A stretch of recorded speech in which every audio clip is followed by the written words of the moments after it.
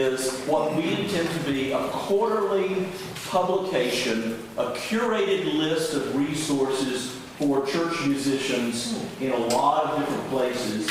And we now have assembled a wonderful cohort of columnists. Susan, our niece, artist, thank you. Children's curriculum, Maureen Howell, organ, Jeremy Poplin, piano, Brian Childers is at Myers Park United Methodist Church, handbells. Ryan Heritage, who could not be with us this week, is going to write some on technology and how we use it in our settings. And we are adding in our next issue Billy Orton, many of you know, who will write about use of instruments, solo instruments, instrumental ensembles, orchestra for church. And that's when we're really just getting started. So we're very excited to share this issue with you today. Tim, tell us what you're thinking today. Well, good morning. Sacred Music News and Reviews is a reiteration, a rebirth of something I started in the 1990s. I was in the publishing business in the 1990s. I was the distributor. I left academics. I was a bit in New York, kind of burned out early in one of my early burnouts. And I moved back to Nashville, Tennessee, and I took a position in publishing, and I was the distributor for Fred Bach Music Company's catalog. I was the distributor for Bill Gaither's Homecoming videos, and I was also the distributor for Helmut Willing's Hensler label and all the Bach cantatas. And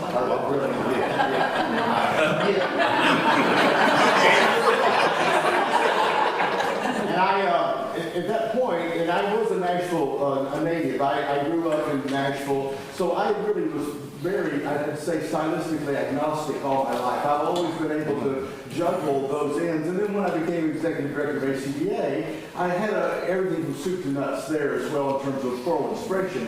So styles have always been, I'm a little in the Beyonce world here saying, I have no problem with her making a country album. This is the music. I just think excellence is what we're about, and styles are varied, and it's a fantastic thing. But in that day, when I was distributing Bill Gaither's Homecoming videos and Helmut Willing's Bach cantatas, I was also in the publishing world very deeply. And I realized at that point that there needed to be an objective voice that outside the published voice to say, there's so much material, there's just a plethora of material, and how do we get through it all?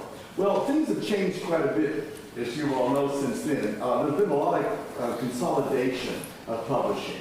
There were so many publishers, and our world, our culture in publication was so big and robust back in those, particularly in church music, and you can say in all areas, lowliness, word, praise gathering, it went on and on. You all of my ilk remember those days. And so the idea was, how do you get through all that stuff, and could there be a trusted voice to say, hey, take a look at this and take a look at that? And also, could there be a trusted voice that would say, hey, this even though it's not the kind of publishing company you necessarily subscribe to, but take a look at this. This might help you in your church, even if it's not the style that you do. So that began Sacred Music News and Review, and I single-handedly published it while I was in the publishing company, but I wasn't promoting our works. I was looking at everybody else's publications. Plus, we had about 40 catalogs in our own, and I would make sure that they were represented,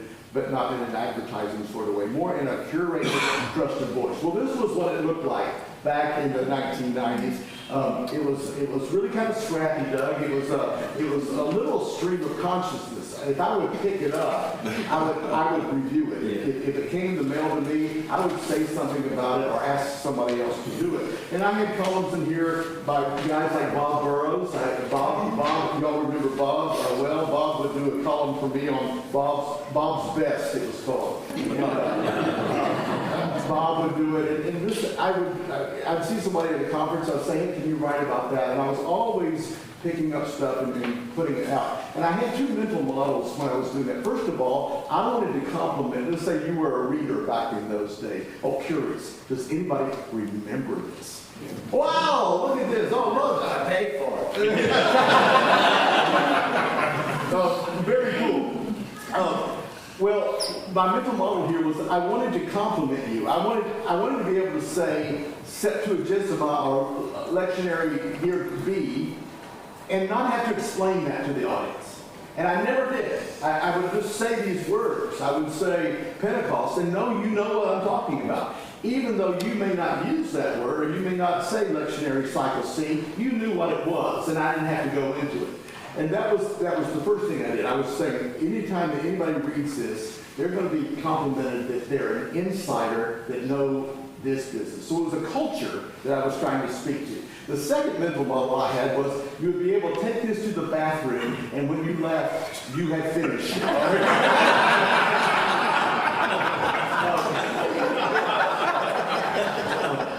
Or used it. I mean,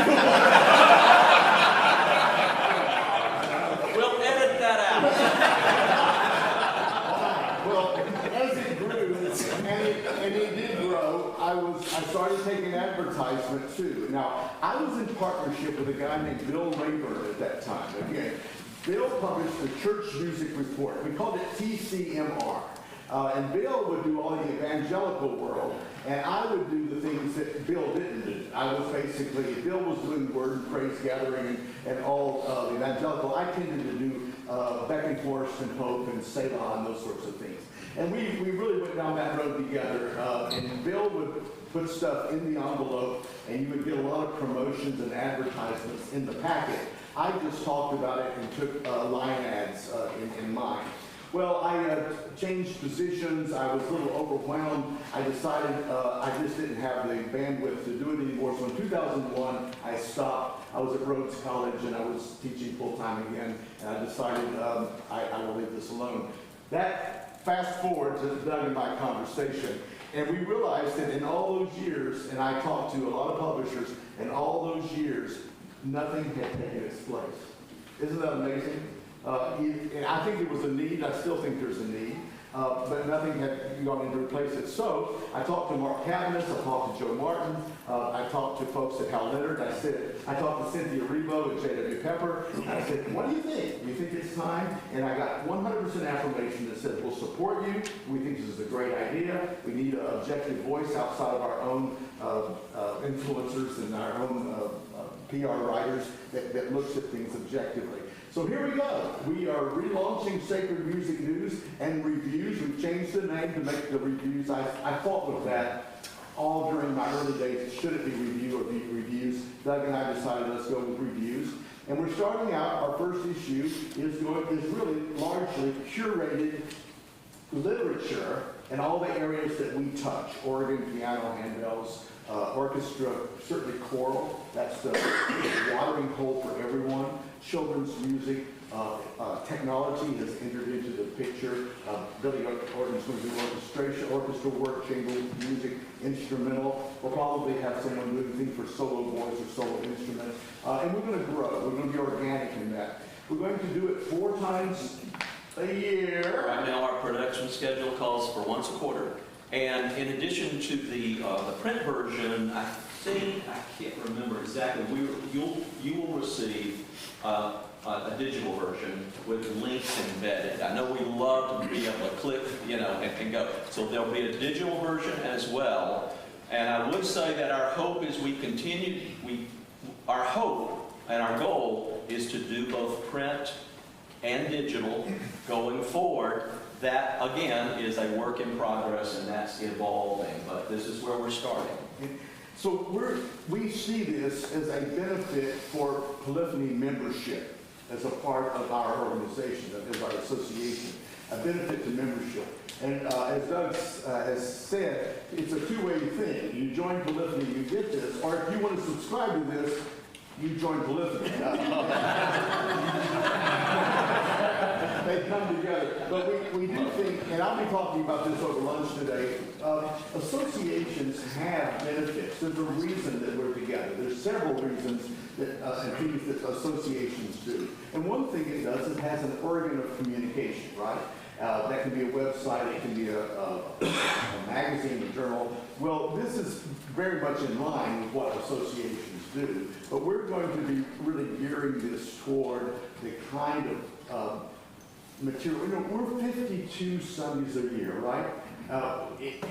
Unvariably, 52 Sundays a year. That plus, how many seasons of celebration, festival, and feasts? How many additional services in addition to that, even post-COVID?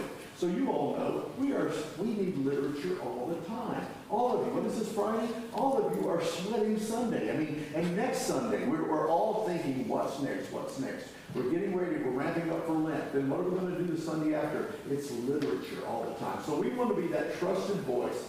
And I think particularly in an age in which there's no doubt about it, we're all using artificial intelligence, we want some non-artificial intelligence to be touching this, right? I don't think Alex, who's the name of my ChatGPT friend in my phone over here, I don't think Alex really knows my situation at Madison United Methodist Church.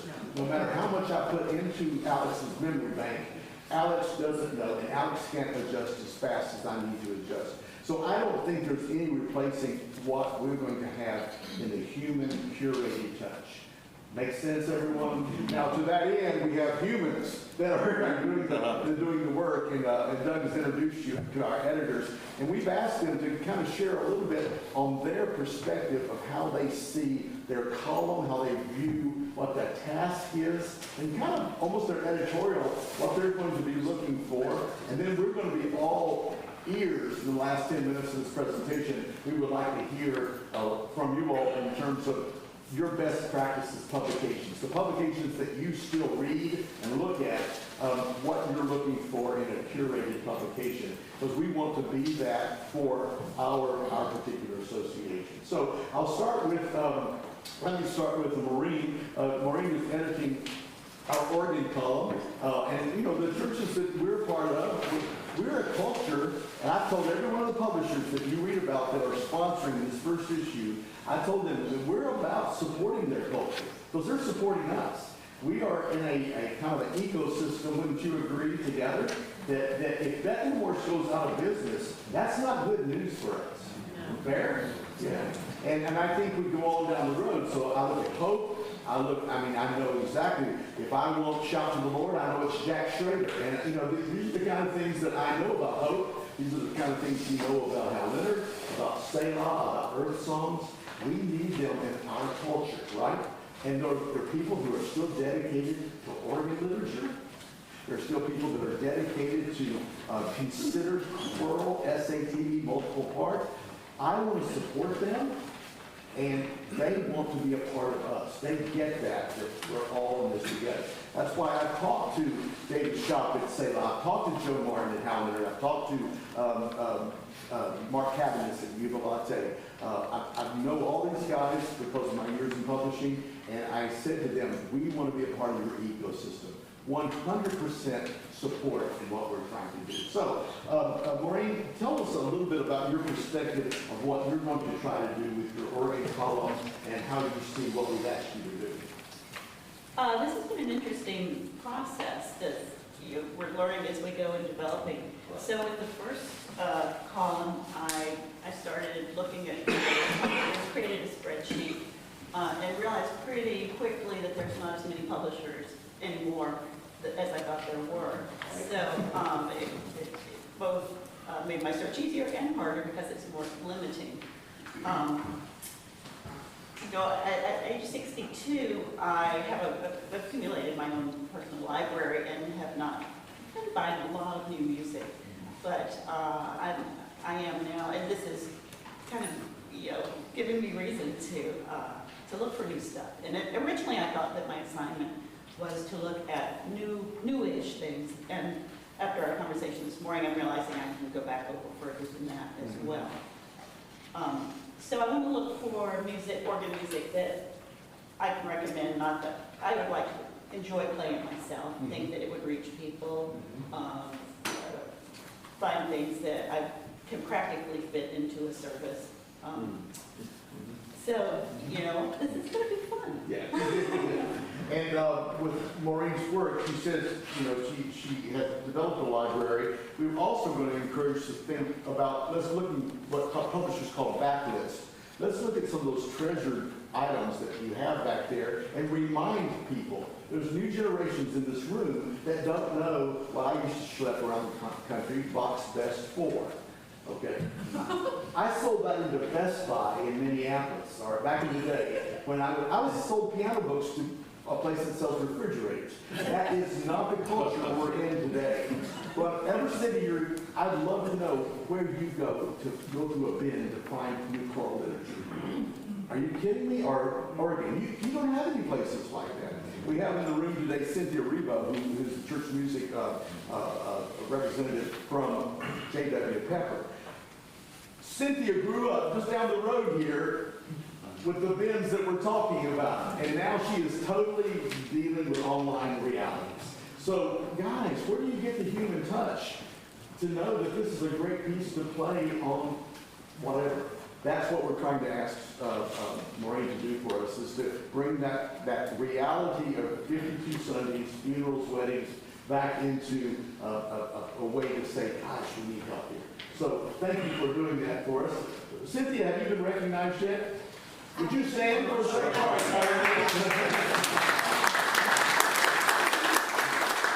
J.W. Pepper is a very big partner with us, and you should know this. We're not an advertising for J.W. Pepper, but what J.W. Pepper has that we didn't have 30 years ago is this. And I think Cynthia, coming from her Pine Lake days, would agree. What Pepper has is a database. When I say to Cynthia, can you tell me the all-time best-selling piece that's performed on the 4th of July? She pushes the button, comes back and says, Will Houskins battle him to rebuttal, or something like that. You don't even have to push the button. Yeah. I knew I was safe on that one, but if I said to her, give me your top 10 list of pieces that are sung between, that are purchased between Pentecost and, J.W. Pepper has the data to say these are the top 10. Now, you're not going to buy the top 10 just because they're the top 10, but wouldn't you kind of like to know that that's what most of the world has purchased for that particular season? So I'd ask Pepper to be a partner with data, and everyone knows J.W. Pepper in the publishing world. They depend on them. So that's a really good kind of point of departure for me. Plus, I trust Cynthia so much that I know that she and I can talk what is proprietary and what is something that we can share with others. So, and if you've not looked through, if you look at page 4, you see QR codes immediately. Decade's greatest hits. So anyway, you can look at that later. Yeah. Cynthia, we didn't put you on the panel, but would you have a word to say about what you think is coming out with, what's getting ready to happen? Yeah. Well, we have a lot of things going on, and at some point I was going to tell you about it, but I'll tell you this, like next week, Pepper, and we will talk about this in the newsletter, but we are launching a new website, which has been in the works for a while, so that's a huge thing, and one of the issues we'll probably draw attention to that, because there's going to be a lot of different changes coming with it, but Tim and I are just, as he said, we go way back. I've known him for, I guess, 40 years, 30, 40 years, and we've worked together, and I trust him. I've told many of you that I've talked to that I think the world of Tim and trust where he's coming from. And we're just, me personally and J.W. Pepper, we're looking forward to working together. Because we want to come up with some interesting stuff that is beneficial to you. Yes, we need to sell music, but that's not really my part. My heart is just helping you guys. And that's kind of what Tim and I are doing. Thank you, Cynthia. Yeah, back in ACDA days, when all the conferences, we had to do conferences, as you all know, all the time. And more and more, Pepper became an important part of my conferences because nobody had the capacity to do 2,000 booklets in 2 weeks with everything from only available on print on demand or private composers or people that self-published, all the way to the most mass-produced stuff. I couldn't go to anybody. We didn't have the capacity in Oklahoma City, but J.W. Pepper became a helper in that. And we really understood and developed the lines back in what's me promoting J.W. Pepper and what is a partnership for the ecosystem. So hear me in those kind of senses. That Pepper would not own us and they wouldn't want to, but we do need them as a part of the ecosystem. This is Jeremy. Jeremy, tell us about what your perspective is for the piano And how do you view piano in the church today? Yeah. Church pianists are called upon to do all kinds of things nowadays in all kinds of different styles and all kinds of different ways. And so one of the things that I looked at for this first issue is ways the church piano literature can speak into some of those different aspects. Everything can be used in any kind of style of service. We have a very traditional liturgical service at my church, but everything I've put in here and have played into reviewing these, I can use in my own service. And so I wanted to find things that could be picked up easily at a moment's notice, because sometimes the church pianist is called upon to play for communion when the organist is out, or that's just that needs to be done that morning. And so I found a couple things that can work and can be cut off very easily when the pastor gets up and says, "Shh, it's time to be quiet. I'm going to pray over something."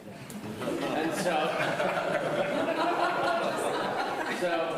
That'd be the last thing he did. That's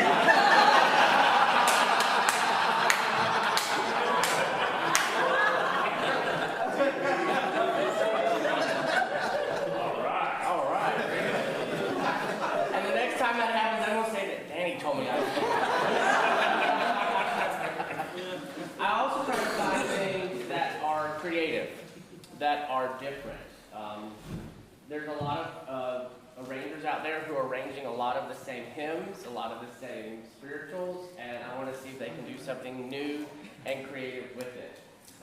So I have how they color the piano, how it sits within the hands, what harmonies are they using, how they change. Do they change the meter, and how did that affect something? And so I talked a little bit about that in one of the books I reviewed from Beckenhorst.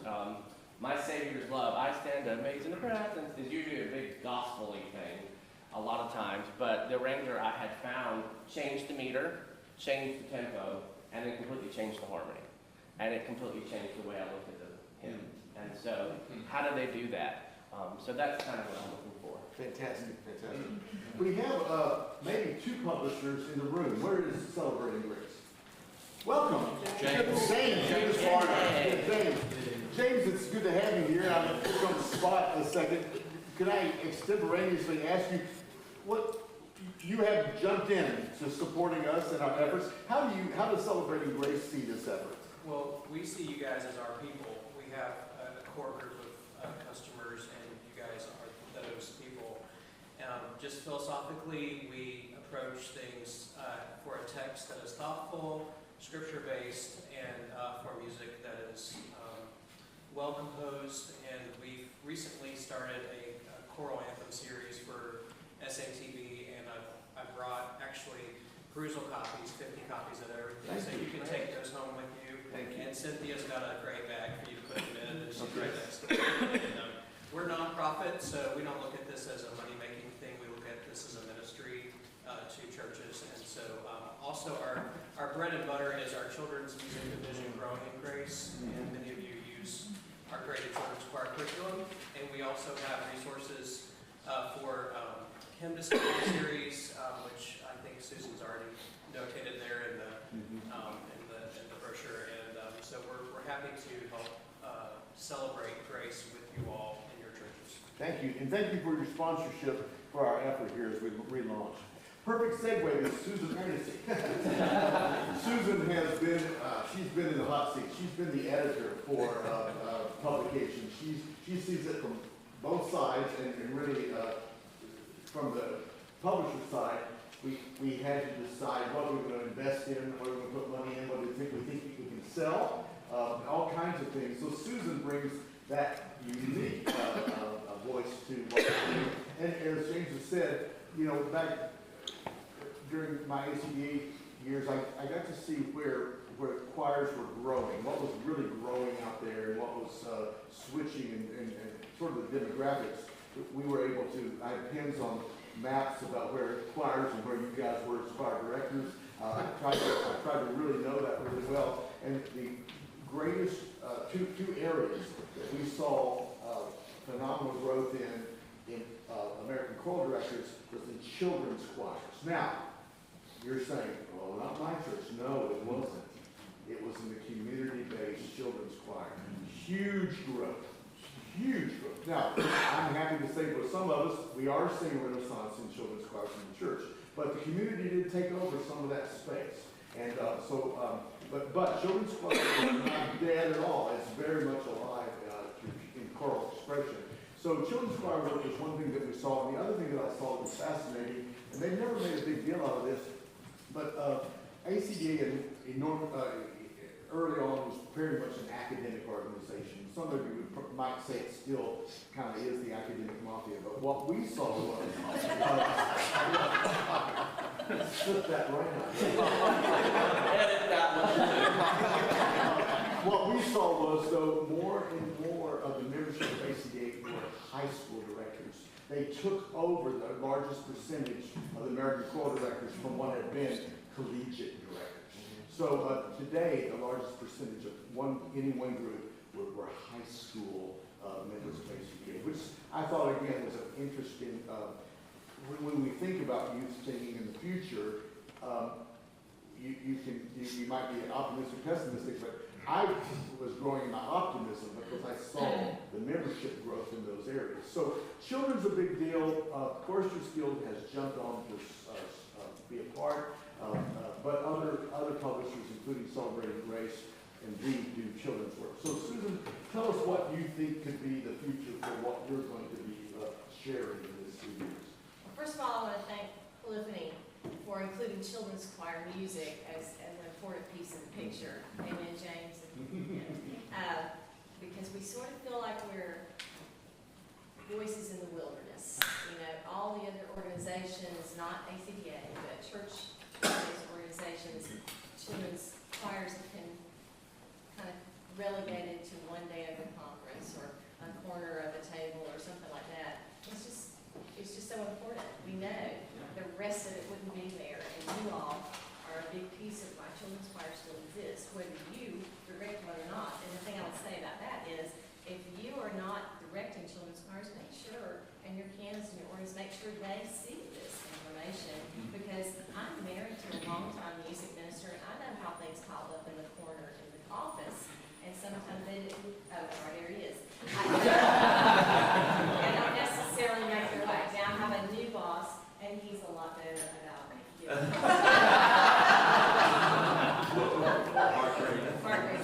That Mark. It's very green today. Okay. You know, to say I'm going to write something about children's choirs, and there's curriculum, there's musicals, there's resources, there's anthem literature. How do you cover it all? So if you look at the first article, it's a little bit hit and miss, and we were sort of short on the deadline, so everything there actually came off my bookshelf. It's there, so it's stuff that I've used and highly recommend, because I wouldn't have it on my shelf if not. But I think that's sort of where we're going, is just kind of the sampling. And I will say, curriculum is the heart of who I am. I grew up with Baptist Sunday School Board, the junior musician. I grew up with all of that myself, and throughout my career as a children's music leader, that's been the heart of it. But what all about all these other goodies that we can have to just enhance it? And we're learning to live with smaller children's choirs than maybe we've had in the past. And so the valuing of small is important. If you don't have big, you do small in the biggest way you can. And so I'd like to encourage that in everything that's quotable. Thank you. That's awesome. Yeah. Fantastic. Well, Eli, Lily and others are throwing a lot of money at children's work right now. Choristers Guild just got $1.5 million, I think. Presbyterian Association of Musicians got $1 million and change. There's slinging millions at children's curriculum. And who else got it? Baylor has the Lilly grant also. And Belmont just got one on worship. So there is money coming in. It's interesting. It's coming from drugs. But one of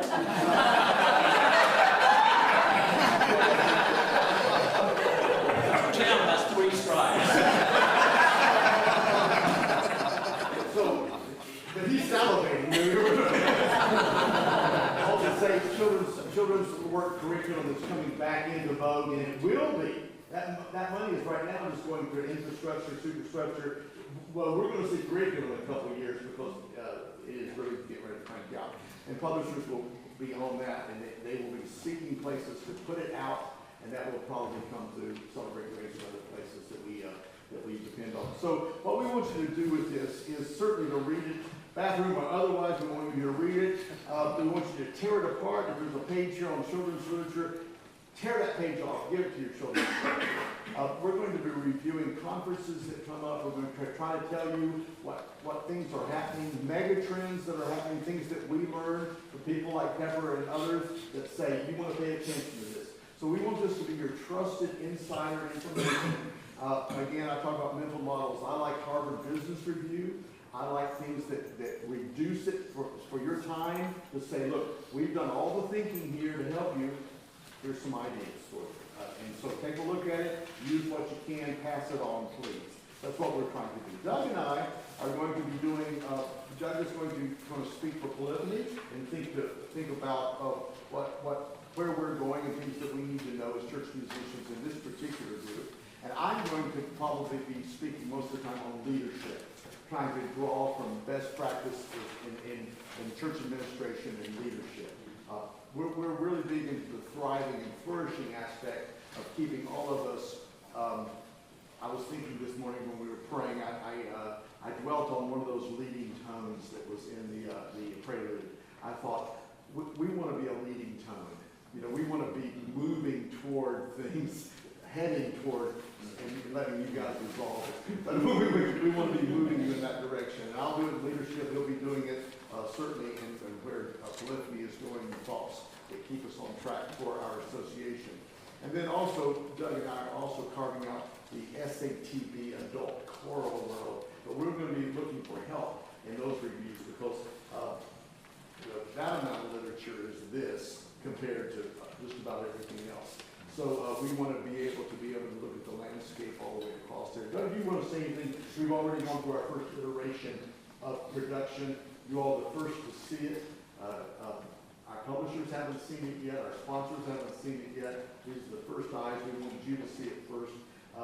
Anything from your perspective now that you're an editor and a publisher? Yeah, you mean herding cats? Yeah, that's But they're very smart cats, let me assure you. What comments or questions do you have? Actually, I think we'd like to hear from you for just a minute. I know you're seeing this for the first time. How can we be helpful going forward? We do want to listen to you for just a few minutes, and then we'll want to end our session, let you take a break at 10 o'clock. So, questions or comments? Anyone? Yes, Mitch. Youth choir music for Yes. small youth choirs. Okay. Yeah. All right, I'm going to take some notes. Thank you. If I could bounce all of that, SAB Yes. and two-part mixed. Yes. Okay. It's fun to sing. Susan, do you feel like your reach goes that far, or are you going to keep it into elementary? That'll be up to Doug at the end. Okay. Tim, what's the distribution? Are y'all going to mail this out? How Yeah, are you going to get it? As Doug said, we are going to mail it to you. Okay. This is what I want you to be able to do. When you go out to your mailbox, and there's the IRS, there's those W-2 forms coming in from mail. There's the light bill because you haven't converted to online payment yet. There's the advertisement for Anderson Windows, and then you get this. You say to yourself, yes, this is my profession. I'm so excited. The rest of that stuff you throw in the car. This one you go and you go to the bathroom. So John, we want you to have it in print form. Right after that, you're going to get a digital version, so the links are there, so you don't have to look up at JWF or Celebrating Grace. You can go there and hear it. The links aren't going to be in here. This is the pros. And how do we pay for it? Thank you for asking. So, for those of you who, when you register for the conference, you check that membership box, and you allowed your church budget to pay $75 to support Polyphony, you have already subscribed. We'll have a record of that. If you would like to subscribe, look on the back, and you can subscribe that way. And by subscribing, of course, you're probably already involved with Polyphony. If we find a subscriber who's not, we'll add them to our Polyphony email list. So we're asking for your support for our organization in a modest kind of way, and this becomes a tangible benefit. I actually had a little advisory call with about a half a dozen of you, some who were in this room about, gosh, a year, 18 months ago. We're kind of struggling with this whole membership thing. Do we ask for dues? How does that work? You know, we're a very young organization. And so somebody, it was Keely Tarkington, many of you know Keely, who said, you know, just give them anything tangible. So I think that very first membership thing, we sent a water bottle. You know, it was a water bottle from Vistaprint. It was something.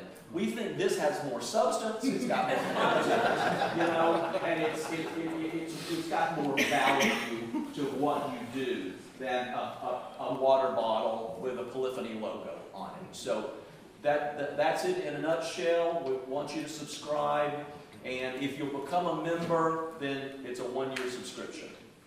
So we want 1,000 subscribers. My goal is 1,000 by this time next year. Now, we want to even grow from that, because for James and other publishers, they're interested, not that they're paying for advertising, but they're interested in impressions.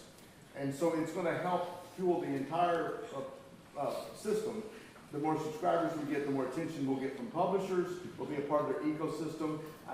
James, J.W. Pepper, I'm not speaking for them, but my hunch is they have moments that have no problem at all handing this out at a workshop for other people. So we will piggyback, we will do things of that nature to try to build. And as you all can see, as Doug's saying, as we build this, we're building Polyphony. And I think we'll be able to tell our story on a quarterly basis, so that when you go to the mailbox, you're reminded of the tribe that knows who you are, where you are, and what you do.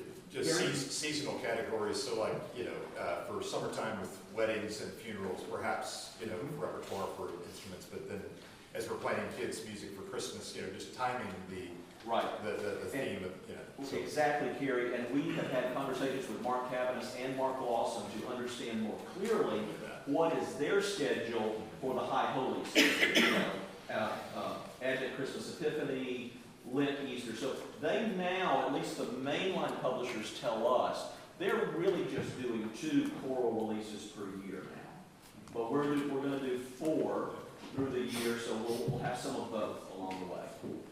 We used to say Christmas, Christmas, Christmas in the publishing business. Everything else. But we had Easter, we knew it was coming. And then there was a day that we had 3rd season, which was 4th of July. Camp Kirkland and others were writing big things there. Now we're on a cycle of 2 things. And honestly, again, not to embarrass Cynthia, Pepper has a lot to do with that. Editor's Choice has a lot to do with that with J.W. Pepper.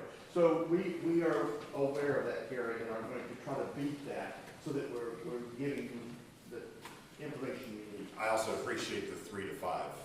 Like, just, we don't need 20. It's nice. Warren? Yeah, so kind of along the lines of the 2-part and the SAV, but I remember like at Montreat when they would do reading sessions, and John Ferguson, who certainly had ample resource to larger forces in his music making, but his reading session, which I got a lot out of, is small church music for small church, which kind of is like, you know, if you can find that, then that's so useful in so many different settings. So Small church is a great category for us. Yeah, rapid fire. Tyler? Congregational singing might be an organ category too, but hymn, free harms, things like that. Okay. Yeah. Concertata, like, involved in Yeah. Flex instrumentation as well. And with Flexible. piano, Flex instrumentation. Flex Like if you instrumentation. have a really good cellist, but, you know, but something that, you know, one church may have a good cellist, one church may have a clarinet player, you know, what are some things that you need? Good, for our flexibility, good. Yes, sir. hymn accompaniments for pianists, for those of us who don't have organists. Gotcha. Got it. Yes, sir. Keith? This will be great to wade through all this stuff we get. One thing that would be helpful to me is just in the corner, do something like what Tom did yesterday, said, a creative worship idea for this quarter. whether it's red ribbon sticks or whatever he called them yesterday, or just a little. Wands. Yeah, wands.